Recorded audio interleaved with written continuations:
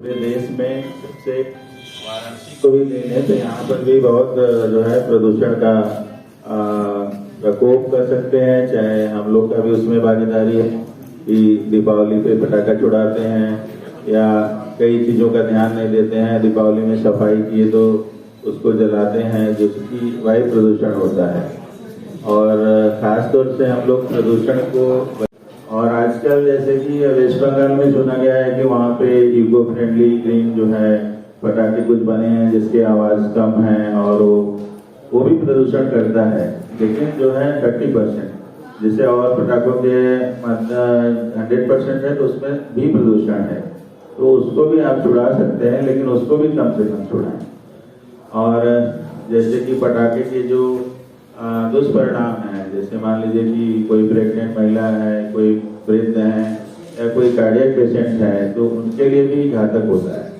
और सड़क पे गली में लोग पटाखे छोड़ देते हैं जिससे कि दुर्घटना हो जाती है, लोग का जो है हाथ पैर टूट जाता है और किसी का मतलब जान भी चला जाता है।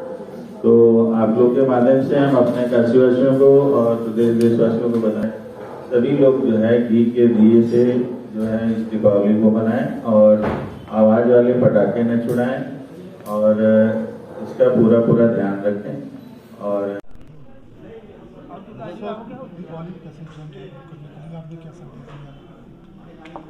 दीपावली पर्व पे सर्वप्रथम हम अपने काशीवासियों को और प्रदेश देशवासियों को हार्दिक बधाई और शुभकामनाएं देते हैं।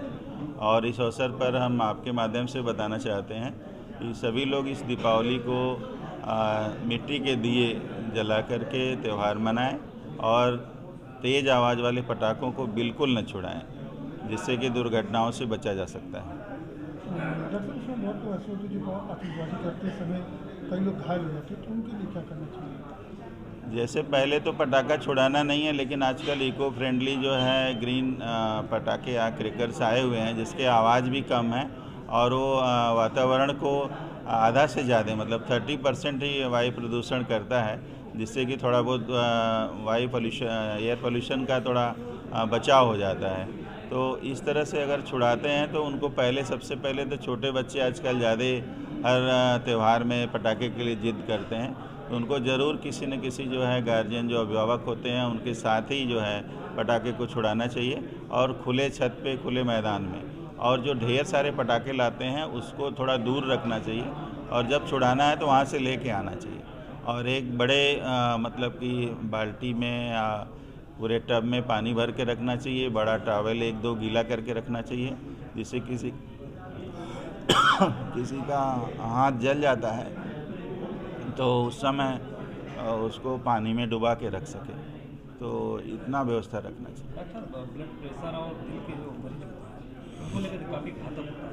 हाँ, उसको लेकर क्या? वैसे भी जो साउंड पोल्यूशन माना जाता है कि ध्वनि प्रदूषण भी कुछ हद तक हमेशा हर लोग के लिए बहुत ज़्यादा हानिकारक है, लेकिन जो कार्डियक पेशेंट हैं, हृदय रोगी हैं या देख लें कि सांस के रोगी हैं, जो अस्थमा के मरीज़ हैं, उनको त्यौहार में अगर उनको एलर्जी है धुएं से, अगर वायु प्रदूषण हुआ है तो उनका अस्थमा बढ़ जाता है, जानलेवा हो जाता है।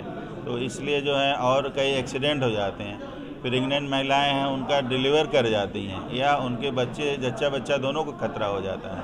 तो इस तरह से जो है हर हाल में तेज़ आवाज़ वाले पटाखों को नहीं छुड़ाना चाहिए, सार्वजनिक जगह पे नहीं छुड़ाना चाहिए, सड़क पे भी नहीं फेंकना चाहिए कि कोई दुर्घटना हो जाए, किसी का हाथ पैर टूट जाए और जान चला जाए। लक्ष्मी हॉस्पिटल में क्या तैयारी है? इसमें कहीं जल जाता है या कोई उनको बर्नर से घायल हो जाता है?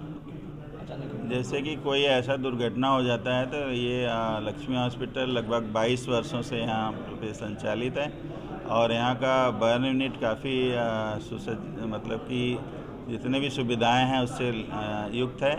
और यहाँ पे प्लास्टिक सर्जन है और ख़ास तौर से जो त्यौहार आते हैं इसमें विशेष स्तर से हम लोग तैयार हैं कि कोई इस तरह का मरीज आता है तो उसका हम लोग सुचारू से इलाज करेंगे जिससे उसको लाभ पहुँच सके। उसमें कुछ छूट भी दिया जाएगा? हाँ, छूट दिया जाएगा, मतलब कि वो तो मतलब जो भी एक रियायती हम लोग रखते हैं शुरू से ही और वो प्रथा लगातार चलती आ रही है। हम लोग मरीजों का हर तरह से ध्यान रखते हैं कि कितना भी इकोनॉमिकल भी हो और वो स्वस्थ भी हों और जल्दी ठीक होकर घर जाएं।